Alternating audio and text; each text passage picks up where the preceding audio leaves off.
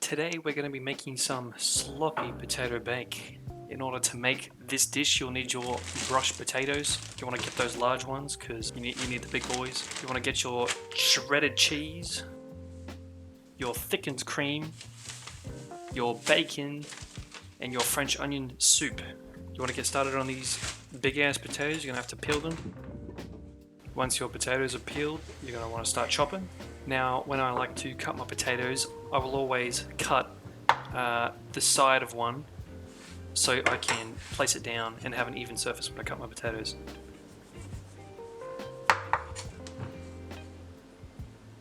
Next, we're going to cut the ends off, just because we don't need those small pieces when we're putting the potatoes in the potato bake.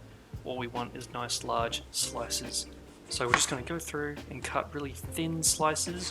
You don't want them to be thick at all, otherwise they'll take forever to cook in the oven. The thinner they are, the quicker they cook.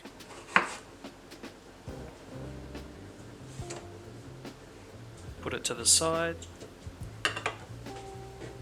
Go grab your knife sharpener because you realise after cutting the first one, your knife's not sharp enough. Finish cutting the rest of your potatoes.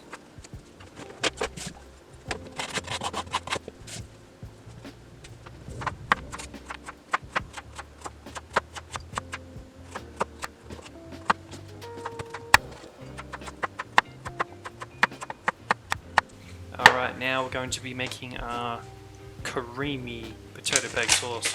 That involves your French onion soup and your thickened cream. Chuck that whole bad boy in there.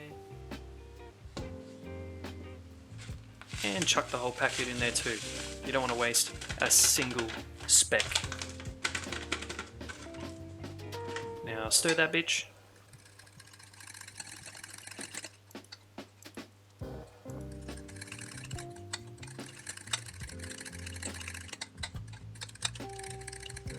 Put that shit to the side. Get your cheese, get your bacon. Cut that shit open. You want to get your pan, pot thing, something big that you can put your potato bake into the oven. Put some fucking olive oil in there. Just get it all around those sides. It will stick to the sides and to the bottom. Make sure it's nice and thick. Realize you put too much in and get the excess out with a paper towel. Now we're going to start off this bad boy with a layer of potatoes, followed by a handful of bacon bits.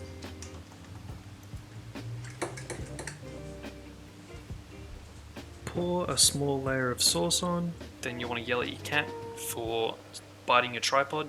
Kira. Throw a handful of cheese, and that's your first layer done. You basically want to repeat this process until all your ingredients are done.